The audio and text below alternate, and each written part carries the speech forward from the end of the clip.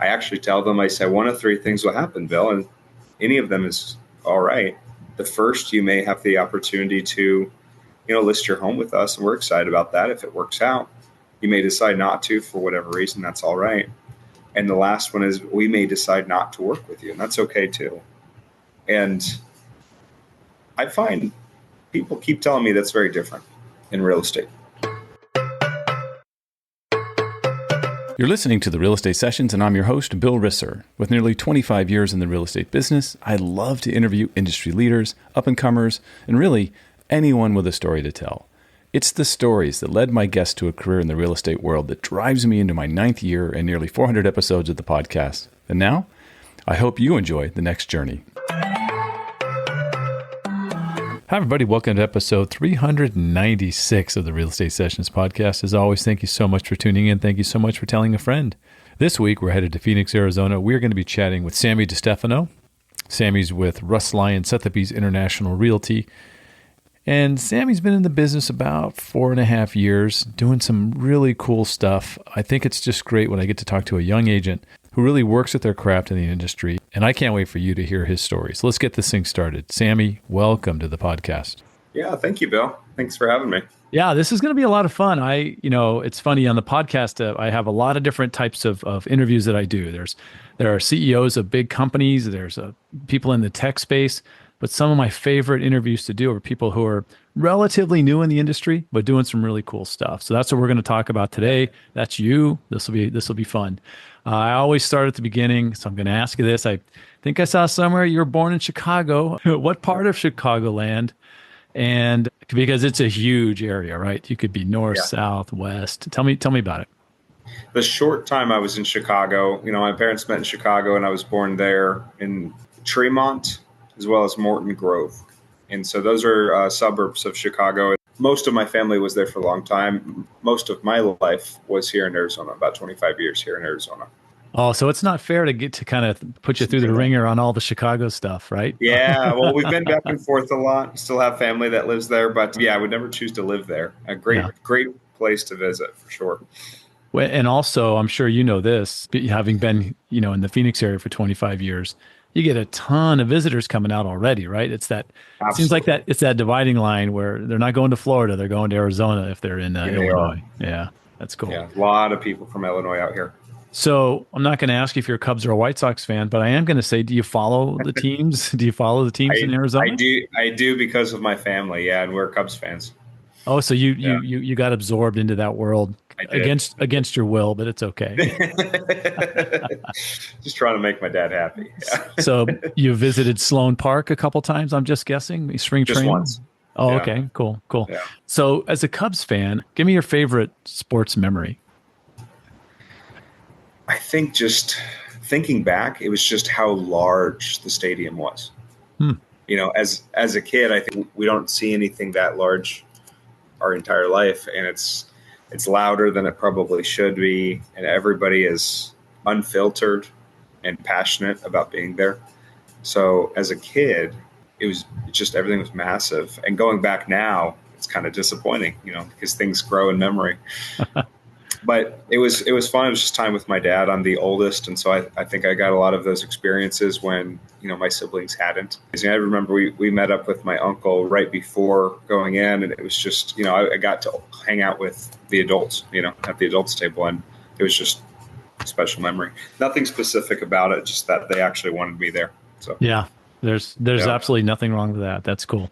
What brought the family out to Scottsdale or to the Phoenix area? We moved out here for Dad's work, and Dad joined the force out here. He was on Phoenix PD for years, and then later joined the military. And we didn't have any family out here. It was completely unpaved what they were doing. And then they ended up having 3 more children. And nowadays, it's kind of fun. Nowadays, my nono, we're all Italian, so my nono and noni, they live out here.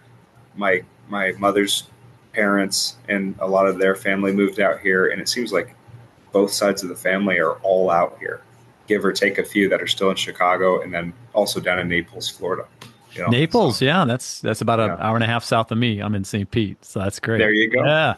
So my grandmother's out there now, but Yeah, we're pretty divided now among the country. So I lived in Arizona or the Phoenix Gilbert area for 17 years. I got to ask what high school you went to. Yeah, I went to Sunny Slope for the first year. That was in the West Valley in Yeah. Phoenix, and then later moved to North Point Preparatory. And I was just following a girl, that I wanted to date there, and ended up dating her. But it ended up being a great school. It was a lot more. It was newer. It was a lot more focused on the arts and communication. Joined the speech and debate team. And then later on, once it became established, really just became a sports high school, like every high school seems to become. Yeah. Yeah. But that Especially was a fun experience, a little different. yeah, especially the prep schools. They Brophy. Especially prep schools. Yeah. Yeah. Did you go to university in the state? I did partial. You know what's funny is I did partial freshman year at Scottsdale Community. I ended up moving to Colorado Springs. Wanted to pave my own way. It was just here where everyone grew up. So I did the second half of my freshman year out in Colorado Springs, and somewhere along the way, I got sucked into business, marketing, communication, Mm-hmm. and it was just so much fun. I didn't know what I wanted to do. And that's where we segue into, there was a brief bartending job in there, but that's where we segue into the car business from there. Well, I got to put everything I learned into that. So. Yeah. Let's talk about, I don't want to skip over bartending too quick because Sure. I've had close to 400 interviews on this podcast. And I would say by far, the most common gig, as a, right out of school or is everybody's a bartender. Is serving or bartending or something along those lines. Serving. What did you learn about relationship building and connecting with people? And I'll share something I haven't shared on an interview before because no one's really dug into that side of it. And I don't think this is unique. I mean, a lot of us go through serving and bartending, and you're either passive and kind of submissive where you're very scared about upsetting anyone and you want to do it perfectly, or, and a lot of my friends would agree with this, is when we were in the restaurants, it taught us that I'm going to call it playful confidence. And so what I realize now, I mean, it was a pretty fine dining restaurant. It was Tommaso's, if you're familiar, really high-end Italian. Shaquille O'Neal came in once. Some actors and actresses would come in. I was so scared of messing up when I first started. And then later on, I realized these people are here to have a good time. They're not taking dinner seriously.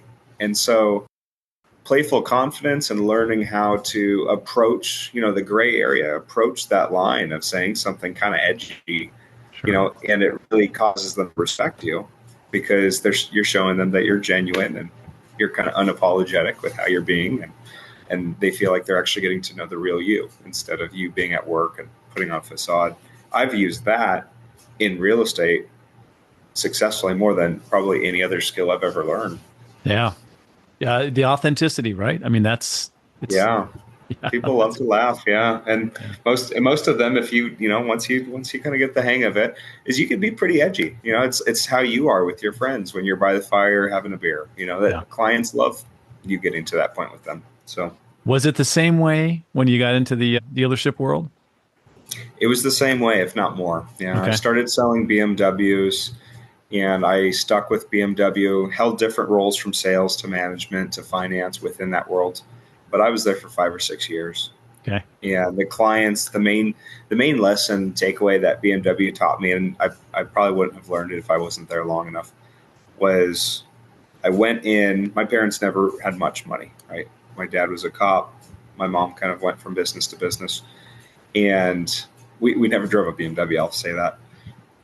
My thought of a BMW driver was pretentious, snobby. It was everything my parents said. We grew up in the West Valley, and in Arizona, it's more humble neighborhoods than the East Valley.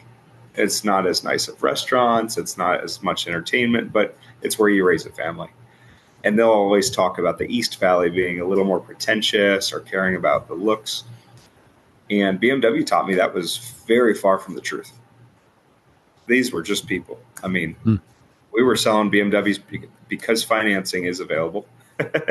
We were selling BMWs to people who made $20,000 a year, all the way up to $500,000 a year, and on a pretty regular basis too. Would you say it was a benefit for you to be at a luxury dealership as opposed to, a domestic. I don't want to throw out Yeah. a name. I don't want to upset anybody out there yelling at me for picking a side, although I have Yeah. a four Ford F-150s. Yeah. Talk about that. I think the reason I ended up at BMW is because early on, the mentor and sales trainer that I was lucky enough to run into used to be the top salesman at that BMW. Mm. So there was no one my age working there. And I was pretty hated immediately when I got in. I was 19. Every salesperson was 50 years old or older, and they did that on purpose. Was they didn't want drama and aggressive sales tactics. They didn't want lack of experience. They told me, you don't get hired here until you've had 5 to 10 years of sales experience. And I pushed and nod and didn't take no for an answer, and I got in. And I think the main difference was it showed me how to respect my time, which is something that's come back into play in my life this year specifically, in the way of when you work at a Chevy or a Ford or a Honda dealership, it's not just that the cars are cheaper, because you can buy $100,000 truck these days. That's a Ford. Mm-hmm. What it is there's more competition. So Ford allows 15 to 20 dealerships in the same city. And so you have dealers cutting each other's throats and coming out with absurd offers, and on the radio, they're barking at you, and you get a free cat when you buy a truck, and it's all the gimmicks. BMW, they limit 2 to 3 to a city depending on population. It's very tactful. So now we have 4, and that was a big deal. A couple of years ago, a 4th entered the city. But the clientele was respectful of my time. And because they were, I was respectful of their time. There was less back and forth. It was a more professional experience. And they weren't coming in with, this guy over here is going to do it for $3 cheaper, right? And so we were able to make a little more money, and it put me into abundance. So now I absolutely interview my clients just the same as they interview me in the beginning. I actually tell them, I say, one of 3 things will happen, Bill, and any of them is all right. The first, you may have the opportunity to, list your home with us, and we're excited about that if it works out. You may decide not to for whatever reason. That's all right. And the last one is we may decide not to work with you, and that's okay too. And I think it's very different in real estate. I think it's not common. And it's not common in any sales industry. I've learned in the car business, they'll do whatever they need to do to get the deal until you get into a high-line dealership. In real estate, they'll agree to list your property at whatever price you tell them to list it at, and do the job however you tell them to do it, until you work with a professional. So, and whatever that means to you. That's interesting. So there had to be this aha moment for you where you went, what's this real estate thing going on here? I want to get in that instead. Yeah. I loved BMW. My intention was back then, and I was really close with, his name was Bob Colabianchi. He was the general manager, and a very young one at that, for years, Chapman BMW on Camelback in Phoenix. Mm-hmm. And he was tailoring me, took me under his wing he said, what do you want? And I said, I want the dealership at 19 years old. And he said, oh, it won't happen tomorrow, but I can get you there. And for some reason, maybe it was just fun for him, is he just took me in as a son. So he was tailoring me to own a dealership. Only when COVID came out, it changed the way that he and a lot of the staff, looked at the business and kind of treated employees, and they changed the way business was done in a negative way, in my opinion. And it was it was a respectful walk away. I shook his hand. I said, we've had a few of these talks. I've shared that I'm not happy. I don't like the way that the business is being run anymore. And, I think I'm going to find another industry. Real estate, though. What made you go there? This is going to make a lot of people laugh, I would guess, is I sold a lot of cars to realtors. And so realtors came in thinking not all 97 of them were the same. So it was 97 people realtors I sold cars to over 5 years. But maybe 90 of them fit one class. And they came in very, very proud that they were a salesperson and they knew exactly how the car business worked. They told me that we did the same thing, and that, and because of that, they knew we did have $50,000 of markup in the $60,000 car. And so, it was comical to me because I didn't feel like they were trained. And the negotiation tactics they used were just horrible. It was like out of the 80s, And so whenever they showed up, I wasn't excited about working with them or to get them a car, but we went through the process. When I was looking at sales towards the end, which industry should I get into? I figured out of 5 years, 90 out of 97 realtors were pretty poor salespeople. And I don't think they make very much money. You have to write down your income when you finance a car, so I know what you make. However, the intriguing thing was, and I'll filter the name out. There were 2 agents that walked in, bought a car, wrote a check for cars that were over 100,000 pretty easily. And on their credit application, they wrote over $1 million for the year. And I was thinking maybe they own a company, And I asked both of them at the end, and they said, yeah, that's just what I report. And I was like, oh my God. I go, so they make even more than that. I didn't know anybody made that. And I knew my general manager of the store made that. The owner made that. That's why I wanted his job. But when I saw that a realtor could make that, I was just intrigued. And then I met Robert Kiyosaki. He actually walked in one day as a client, author of Rich Dad Poor Dad. And he was driving some yellow Ferrari or something. And I asked him, I said, why are you buying cars? I thought you buy homes. It looks like you already have a nice one. I was just ignorant.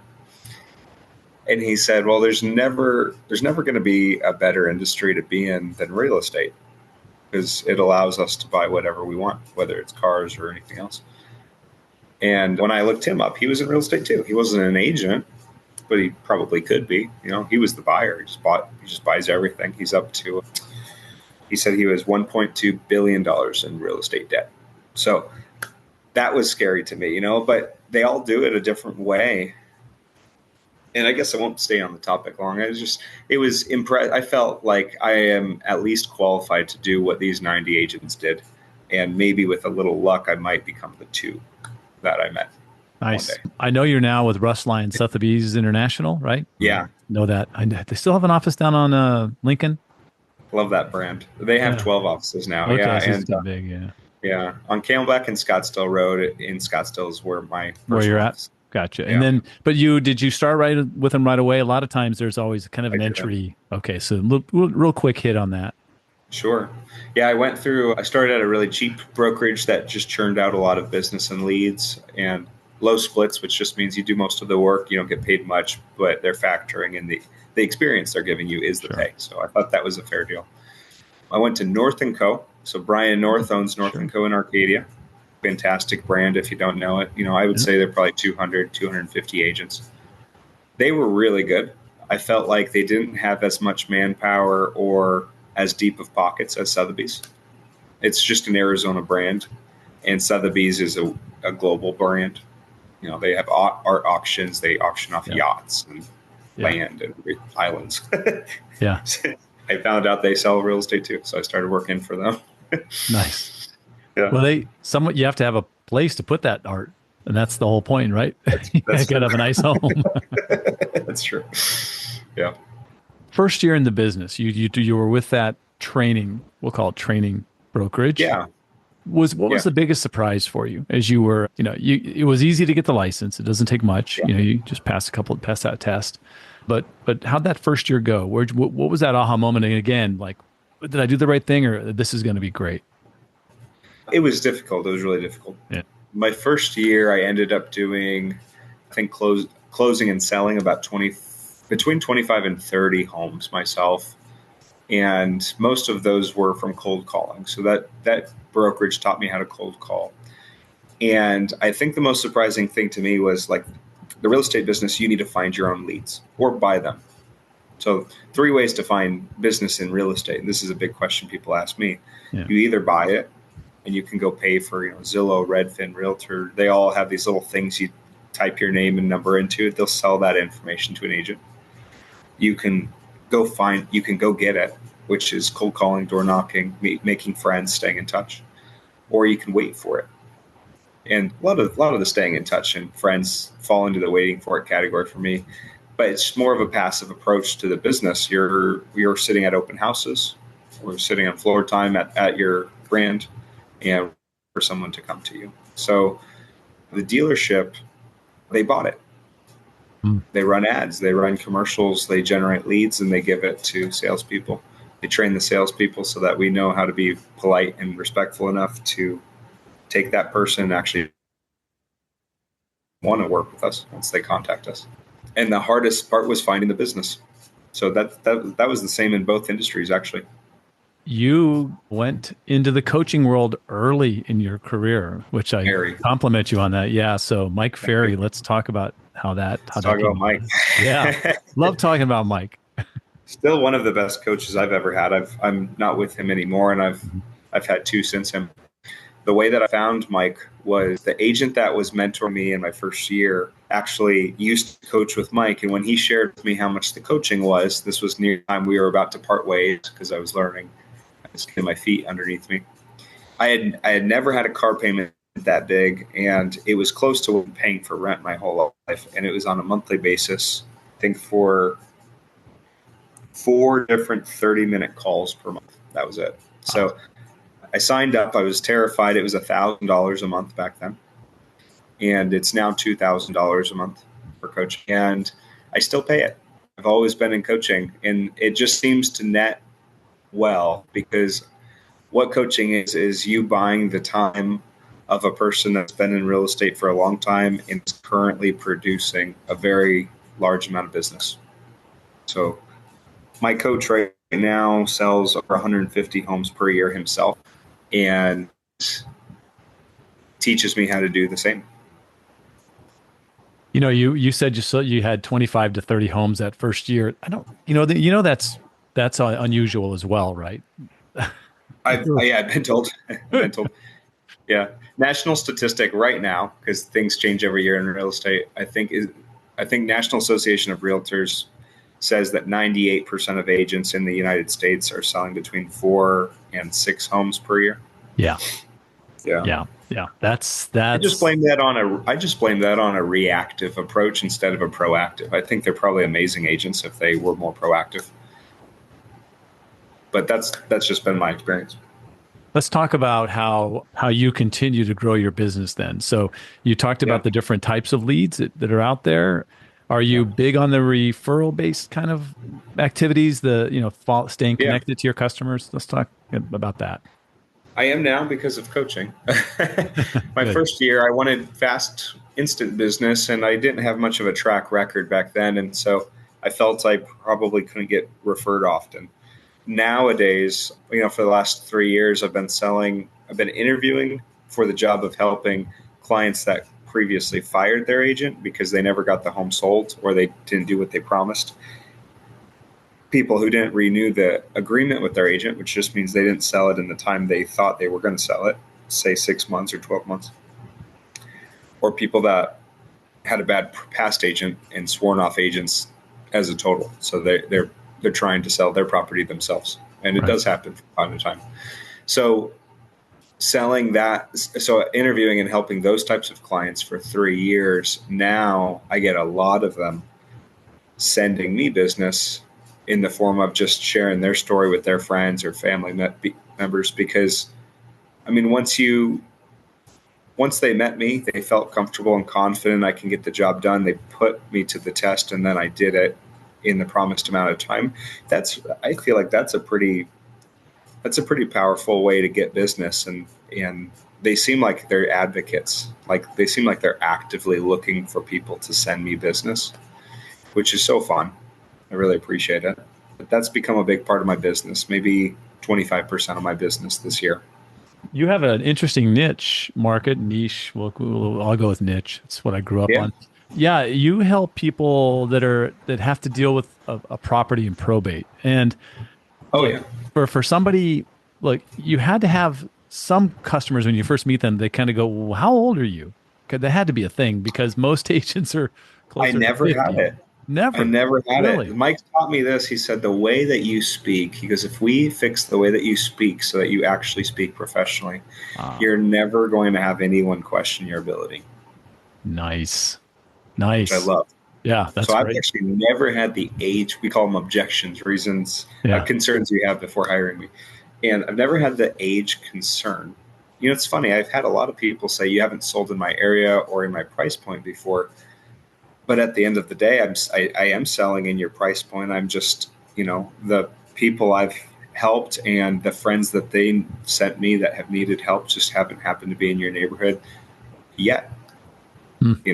and then they hire me. So it is funny, it's some things matter in this business and some things don't, things that the normal person would be concerned about. Right. Let's talk about the probate angle. That's Probate. interesting. Yeah. Yeah, the probate stuff, I just seek a challenge, and because of what I was seeing when I was in BMW management, just the fact that I think a lot of realtors don't work on their skills doesn't make them bad realtors, or bad. It doesn't make them bad people, but they don't work on their skills. And so there's some jobs that we can get in real estate that are really easy. Like helping someone buy a home, I would say, is the easiest. Sell a home is harder. And then working with attorneys alongside a court case to sell a property, probably one of the hardest. And that's why I wanted to learn it. And you have to deal with what I thought to be back then scary attorneys, but Right. they're amazing people. I love them.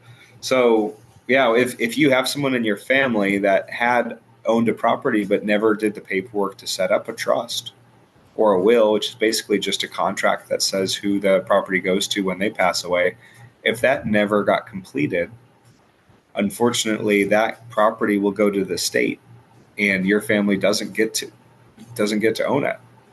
So your family has to start the paperwork, go through the court system, hire an attorney. A lot of times they're $300 to $500 an hour, and this process will take months. 2-3 months on the low end, up to 9-10 months on the long end. And all the while, I'm working with the attorney, I'm working with the estate, I'm working with, companies that will clean the house out, tear stuff down, move it, throw, landscaping, whatever you need to do to get the property in the condition that the homeowner wants it to be in. So that's been a really sensitive type of client, because if you lose your mom, you really aren't even thinking about selling the house. You're just thinking that you no longer have a mom. So you have to talk to these people with empathy and really step into the situation. And I joke now that I've done it for so long, I joke that I really haven't. It feels like 10% of my job is selling the property, and 90% is handling the attorneys, answering the questions, making sure paperwork's filled out on time, and then sometimes counseling sessions, where the client calls you up and talks to you for an hour or 2 hours about just being sad and going through the process. So it's a very unique job compared to just selling a home. And I'll tell you, Sammy, with your demeanor just in this conversation, big shout out to Mike Ferry for helping you with this part of it. Yeah, you have a very calm demeanor that makes it really easy for people to understand where you're coming from, trust you, like you. You know how important all that stuff is. It's fantastic. I appreciate that, though. Yeah, super cool. Let's talk about real quick for those that don't know the Phoenix market that well. Do you live in Scottsdale yourself? Where are you at? Yeah, I moved to Scottsdale as soon as my office got moved to Scottsdale. Gotcha. So you got Scottsdale, North Phoenix, Glendale is like northern tier, which are really quite different from each other, and you work across all of those, right? So how do you explain those? I help all of Maricopa County and a lot of parts of Pinal County, which is the southern side of it. And I guess I just explain it. I oversimplify everything. I think that's a big reason why, clients will work with me, or people like yourself. It's a little easier to understand. Like the questions is, sure. I think we overcomplicate a lot that we don't need to. So when someone's new to Arizona, I just split the county into two. So the West Valley and the East Valley. And the West Valley, as I previously mentioned, more tailored towards families, not necessarily just families, but it's more suburban, nice, older neighborhoods. Because they're older neighborhoods, they're a little more affordable. So the average house price over there is going to be anywhere from $300,000 to $450,000, depending on the size. And then you move and think chain restaurants, Red Yeah. Robins and easy, TGI Friday, stuff like that. As soon as you get into the East Valley, homes are a little more expensive. Scottsdale's average home price right now is 1.05 million for that city. And a lot of the parts in the East Valley, the average price is 2 or 3 million for those little neighborhoods. And then Chandler and Gilbert are part of the East Valley as well. It's just all so new. Like, you used to live in Gilbert. Gilbert's brand new now. And downtown Gilbert looks like downtown Scottsdale with all the nightclubs and bar scene. It's all getting very vibrant. So those restaurants, those entertainment, those are locally owned by small boutique chefs. Very fun experience, but you're going to pay a little more for it. Yeah. And that's the easiest way to explain it. West Valley and East Valley, they're both amazing places to live, and I work in both, and they're very easy for me to understand. It just depends on how social do you want to be on a weekly basis wherever you live. Yeah, that's keeping it simple, just like you said. Very simple. Sammy, I'm going to give you this really boring cliche question, but it seems fitting for you. You're on these 5-year cycles, I think. So let's go with, where do you see yourself 5 years from now? Yeah, I hadn't put a lot of thought into that, and it's mainly because ever since I got into sales when I was 19, and I'm 29 now, is every single year the abundance and like opportunity, and it's not only been good and happy. Life does have some ups and downs, but every single year it's opened up my eyes and my mind to what's possible as far as a financial standpoint, or where I can live, or the type of business that I can have. And honestly, it's great people like you, telling me about how I sound, and that it's really, it's calming and trusting. I never knew any of that. So I have clients tell me those things all the time. And after I hear it over and over and over, I begin believing it. And they tell me, a lot of them kind of just laugh and smirk. And they're like, you have no idea where you're going to be in 10 years, but I can see it. And it's a lot more than this. And so that's exciting to me. I think I'm going to be living in Arizona. I'm getting into buying investment properties this year. So, having an investment property in another state, maybe Colorado or Texas or something like that I can visit for a month or two. I'm able to work on the road and work remote many times with my clients because they're not here in Arizona year round. They're snowbirds. And so, yeah, I think expanding the business and becoming even sharper as far as knowing the contracts and all of that's been pretty fun to me. Well, I'm watching the clock for you, and we need to get you out of here. So the same final question I've asked every guest since day one, and that is, what one piece of advice would you give a new agent just getting started? Join coaching. I would say first, close your eyes and decide, if this doesn't work out in a year, are you going to commit to learning this business? Because I think, I've met enough agents and enough people in this business that if you don't understand the business, or it takes you a little longer than it does other people, that doesn't matter. However, if you join coaching, take out a loan or pay that somehow and be completely coachable. Don't ask any questions. Just do what your coach tells you, and you're going to be fine. It's not very easy. However, coaching fixes every single problem you'll ever have. Nice. Sammy, this has been great. I can't thank you enough. If somebody wants to reach out to you, what's the best way for them to do that? Yeah, it's Sammy DeStefano, DESTEFANO, and I'm sure it'll be in the show notes. But if you guys want, just call me.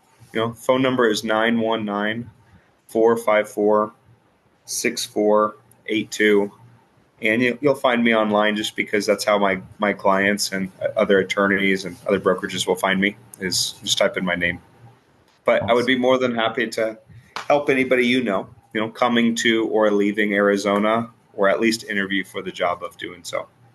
This is great. Shout out to Jennifer for introducing us. I'm always looking for interesting guests. And Sammy, nothing but the best of luck for you moving forward. Absolutely. I appreciate you taking the time, Bill. Thank you for listening to the Real Estate Sessions. Please head over to ratethispodcast.com/RE sessions to leave a review or a rating, and subscribe to the Real Estate Sessions podcast at your favorite podcast listening app.